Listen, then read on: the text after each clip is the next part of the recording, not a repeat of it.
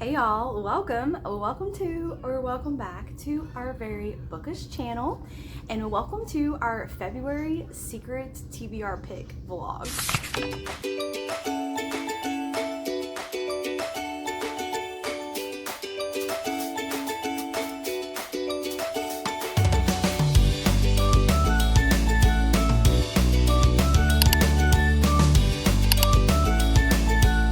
Hey guys, and welcome to February Secret Pick. If you had seen our February TBR, you know that we each had given our significant others 5 choices, and they were going to choose what we're reading for this month for our secret pick. The way we did it was I gave my boyfriend 5 books that each had an envelope that he then put his choice inside the pouch, the secret pouch, and he got rid of all the evidence so I wouldn't know which one he picked. And the 5 choices that I gave him: Flicker in the Dark by Stacey Willingham, a novel love story by Ashley Poston, Layla by Colleen Hoover, The Night She Disappeared by Lisa Jewell, and lastly, The Geneva Rose, You Shouldn't Have Come Here. I have had these on my physical TBR for quite some time, and me and Amanda thought it would be a good idea to choose from our physical TBR, have them choose it for us just to see what they choose. The parameters that I gave him, because he was like, well, how do I choose? And I said, well, take a look at them, whatever you feel you think is a good book. You can just look at the cover, you can read the description if you want, and whatever you think is something that would be a good book for me to read, choose it, and then that'll be the book that I read for this month. And when he gave me his choice in the pouch, I said, so tell me, without giving it away though, why did you choose the one that you did? And he said 3 reasons. He said the setting of the book, which I thought was interesting, because I was like, I wonder which one he means by the setting. He said the premise of the novel, basically what it was about, and he thought it was just it looked like it would be a really good story. And so the 2 that I had guessed, I still feel like it's one of these 2. I think I have a really big feeling he chose Flicker in the Dark. I just think based on, even though it's supposed to be for me to read, I think from what he's drawn to, like TV show wise and movies, he would pick this. But I kind of, when he said the premise, this one seems like a really interesting premise. So I thought he could potentially meet this one, but setting doesn't really fit. So that's why I think it's Flicker in the Dark. But now the grand reveal to see which one he really did choose. So here is the envelope, and all of them were white because I didn't want, like, if I accidentally saw the envelopes, I didn't want to know which one it was before I see it right now. So, and I keep dropping things today. So the one he chose, oh my God, I know him so well. He chose Flicker in the Dark. So that is so funny. I had a feeling it was going to do this one. So I haven't read her yet, and I'm excited that this is the one I'm going to get to read. I have to fit this one in though at some point. I thought this would be a good month. That's why it was in the choices, because Valentine's Day, etc. And I read a first chapter of this for another vlog that we did, and it really seemed interesting. I know what he was going to choose, and he's going to be like, yeah, you he's going to think I'm just saying that, but I really did think he was going to choose that. That's funny. Anyway, I'm going to start this book, and I will let you guys know some thoughts when I get into it. See you soon. So since it's the month of February and it has Valentine's Day in it, we thought it would be fun to let our partners, my husband and Jen's boyfriend, pick the books that we read. Now, we are giving them a list to choose from. Okay, I've picked 5 books, and I went over these in our February TBR video, so if you missed that, I'll link it in the description below. So these are the 5 books I'm going to let my husband pick from to see which book I'm going to be reading for this vlog.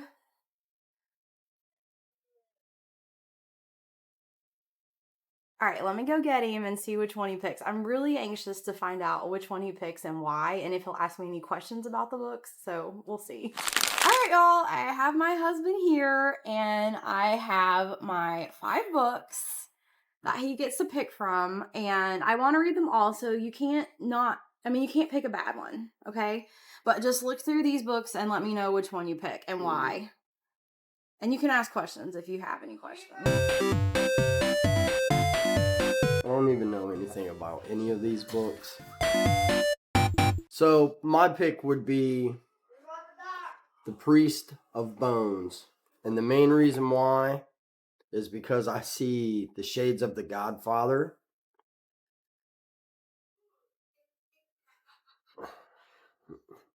I don't even know anything about any of these books. And they don't even look good. To know, like, is it ancient times? Is it, see how it's got the big sword? Yeah, you can read the back. I'm going to pick Priest of Bones because of the 5 books you gave me. This would probably be the only one that I would read. Because the rest of them look like girly flicks, chick flicks. Listen, you can't hate on Sarah J. Maas, okay? You can't. You just, Never heard that. of her. That is those are fighting words. If it's not in the Stephen book community. King, this book right here actually looks pretty cool. It's got a really cool cover. Yes. It's got the nice little hourglass. I like this author too. That's a young adult book, but she wrote an adult book I read a while ago and I loved it. 5 stars. And then just reading the cover of this one where you can see it says, "He will make her pay." Hey guys, I thought I would give you guys an update. I am 10 chapters in and it's 70 pages in, and I've already felt this book is completely readable and I fell right into it, the story. I feel like it's very similar to thrillers that I have read and gotten lost in. It is a basic story of, her name is Chloe Davis. You see her today, 2019, present day, because this was a couple years old. And you see her life. She's a therapist, and you get some information about her and what's going on in her life currently. And then you find out that so many years ago, there were 6 girls missing, 6 teenagers, when she was 12 years old, and she's in her 30s now. And you find out pretty early in the novel that her father seemingly was the one who had kidnapped them. I'm a little confused right now because not all of the girls were found and her father's in prison, but you don't really know details in terms of, did he confess? How was he found to be the killer / kidnapper? And she has a lot of fears. A lot of focuses on how much she has fears from that time period in her life, because not only before the killer or kidnapper was found out, there was a lot of fear because no one knew who it was, and there were these missing girls, and it was around her age. And you see flashbacks to her really being traumatized just by that period of her life. And then she describes how when her father was taken in by the police, so all of that was traumatizing. You also meet her brother. Her brother is a few years older than her. In current day, or 2019, you find out she is getting married to someone named Daniel. Her brother is Cooper. And Cooper seemingly doesn't really like her fiance. And I feel like already, because I read too many thrillers, it's like you're giving this information and I feel that I already have some theories, even though I'm not entirely sure, because a girl ends up being missing in 2019 and seemingly the pattern is starting all over again, even though her father is in jail. And I'm sure what's going to come up is, was her father really the kidnapper / murderer? I have a feeling that her brother and her fiance have some kind of involvement in some way. And I don't want to really speculate, but I already see some things where I'm like, interesting. I don't know what's really going to happen. And I can't, I mean, if I say it here, and I did, I can't say if I'm right later anyway and spoil everything.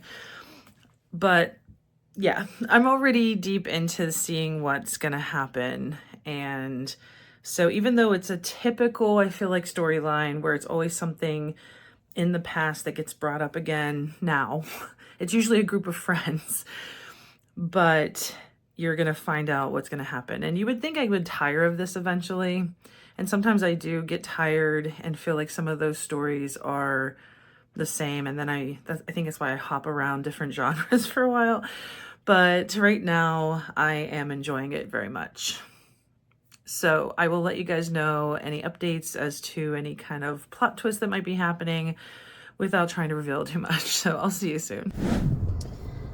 All right, y'all, I have a update for you guys. It's been a few days and I am about 50% of the way through Priest of Bones.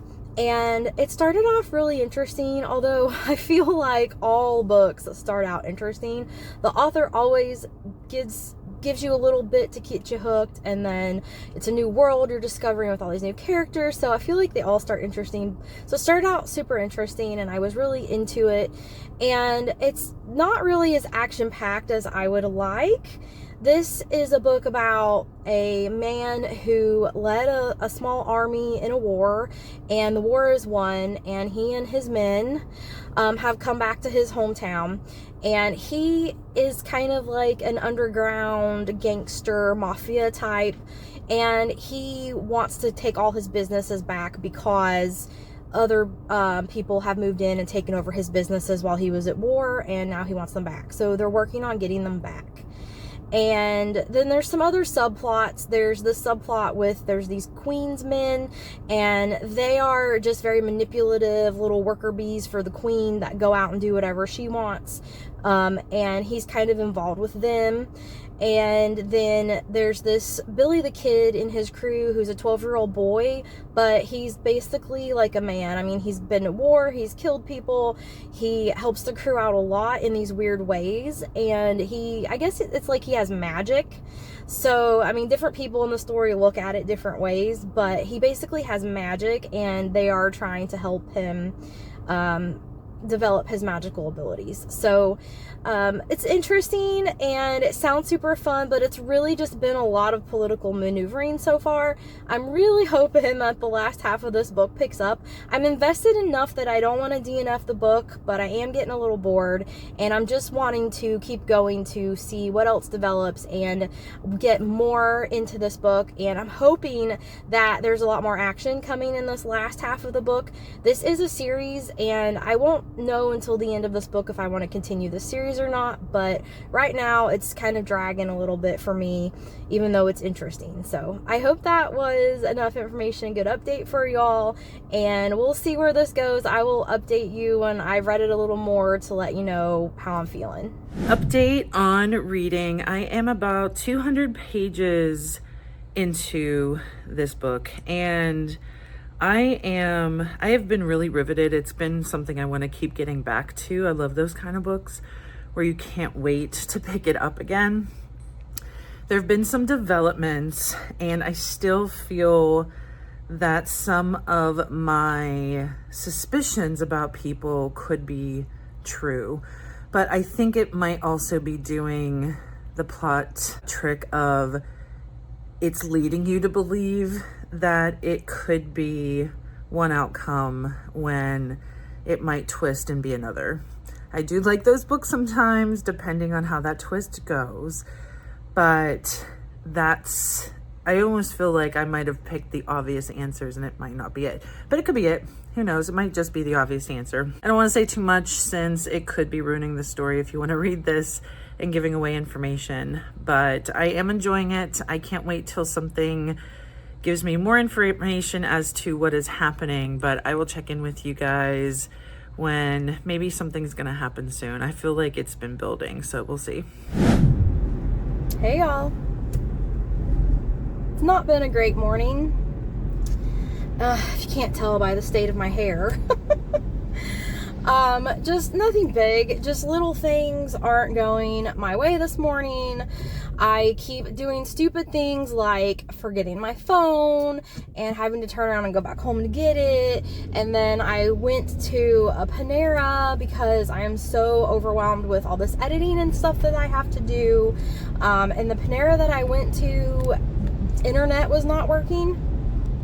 So I actually went to the kiosk and I ordered a bagel and a coffee and went to my table and waited and waited and waited. I tried to get on the internet, nothing was working. So I went up to the lady working at the counter and I asked her, you know, about my food, and she was like, oh, did you ring it in on the kiosk? Because our internet's down and we're not getting the signal from the kiosk, so just let me know what you ordered. So had to get my food to go, and now I'm just going to the library.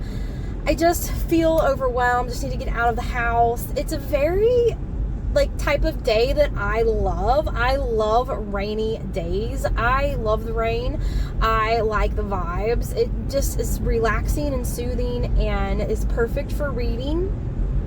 I don't know how much reading I'm gonna get to do, but I want to go so that I can focus on editing. Like I said, I wanted to go to Panera, but their internet wasn't working. That's not going to work for me, so I'm going to the library.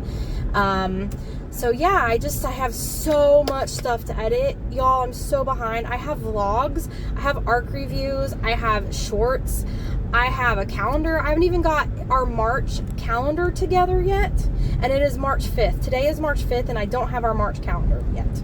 And I'm reading the February secret TBR pick for this vlog. But it's okay. It is going to be all right. It is going to be fine. It's going to be fine. I'm going to get it done. Oh, if you were looking for a book update, I am about 75% of the way through Priest of Bones. And it's just still the same. I still feel the same about it as the last time that I updated you. So yeah.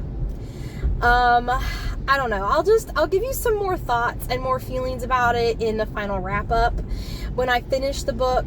I guess I'm still holding on to hope that the ending will pick up, because this book has so many good reviews. There are fantasy YouTubers that I follow that love this book, and I want to like it. It has so many things that I love, but I just don't like it. It's boring. It's been boring. I don't know how else to describe it, but I'll just give you some more details after I finish the ending, and maybe the ending will just absolutely turn it around, blow my mind, and I will just want to dive right into the next book in this series. We'll have to wait and see.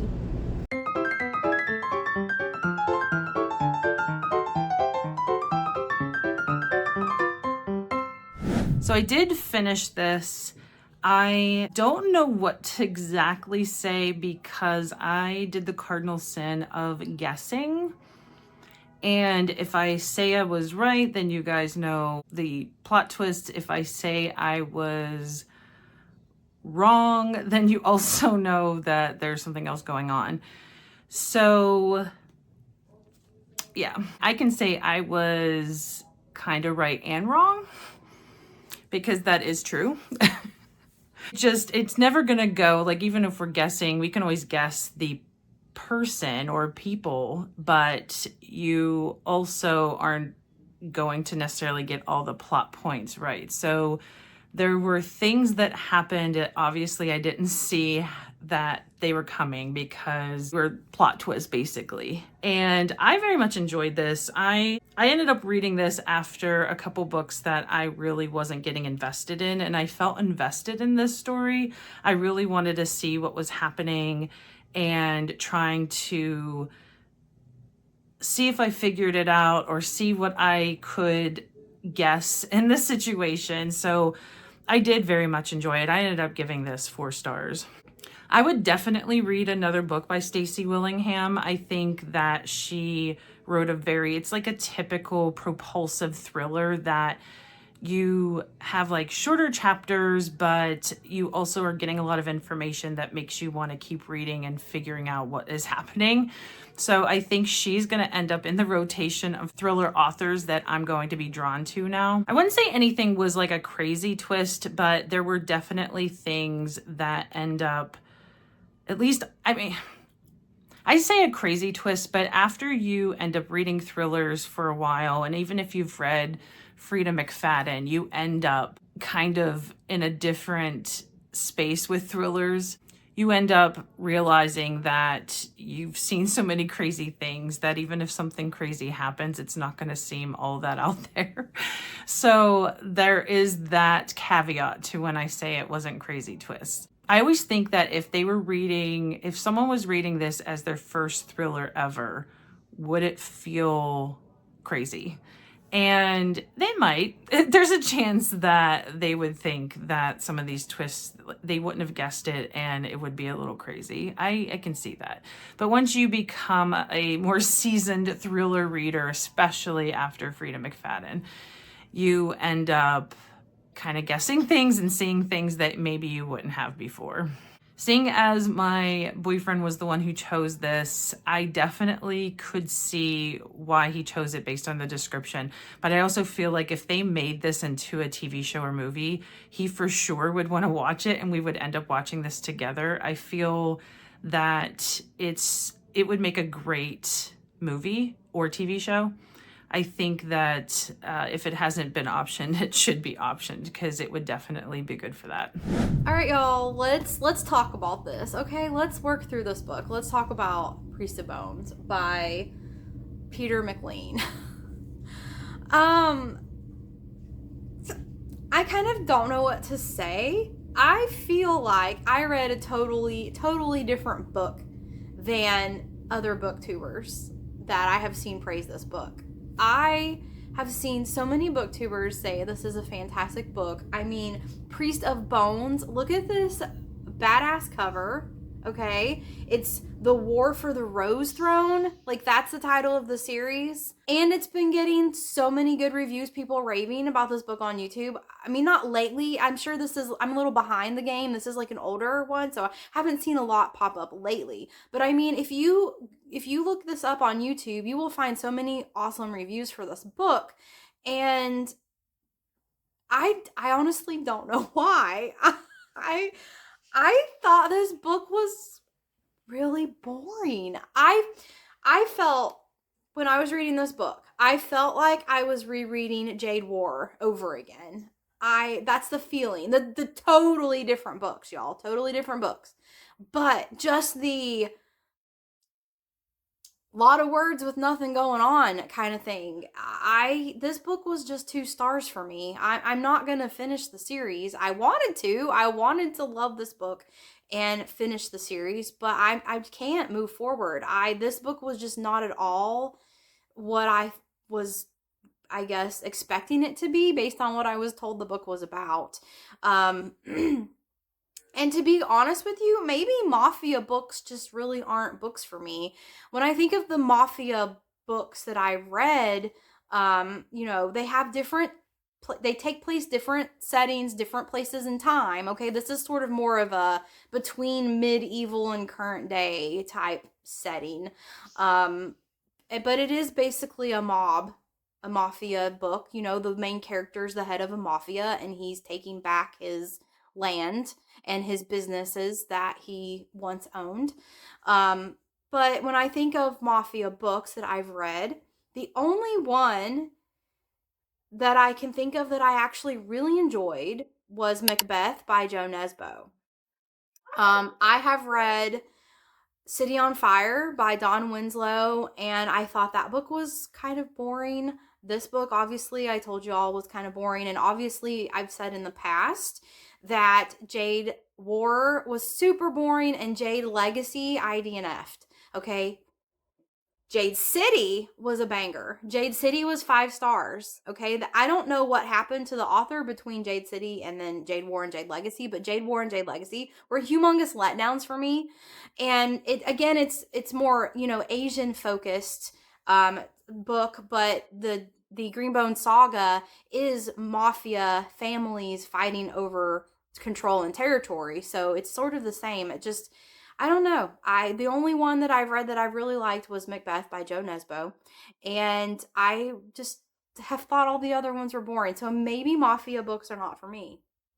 And that's surprising because I loved the dark, gritty, like breaking the law, underworld, fighting, the assassinations. I love all of that stuff. I love the grim dark stuff, but mafia books I think are just maybe it's just too much talk and just very little actual written action in the books. I don't know, but yeah, this was disappointing. This was disappointing. So maybe I won't let my husband pick my books anymore.